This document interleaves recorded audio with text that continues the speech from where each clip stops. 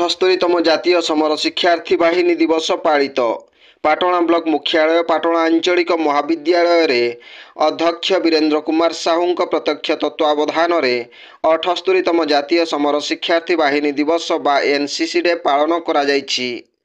समग्र कार्यक्रम को एनसीसी अधिकारी कैप्टेन धर्मेंद्र कुमार साहू परिचालना करथिले।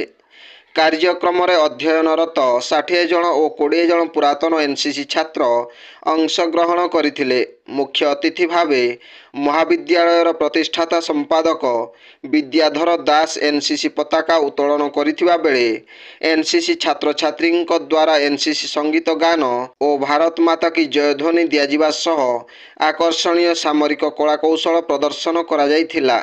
एनसीसी अधिकारी कैप्टेन श्री साहू संयोजन अनुष्ठित साधारण सभारे मुख्य अतिथि भावे विद्याधर दास सह सम्मानित अतिथि भावे अध्यापक अश्विनी कुमार साहू वरिष्ठ शिक्षाविद सनातन दास और उत्तर ओडिशा साहित्य संस्कृति सम्मेलन सभापति नृसिंहनाथ सिंह प्रमुख जोगदे छात्र छात्री माने कठोर अध्यवसाय सह साधुता निष्ठा और परोपकार ब्रती होई जणे जणे भल मनीष हेबाकु मार्गदर्शन देइथिले।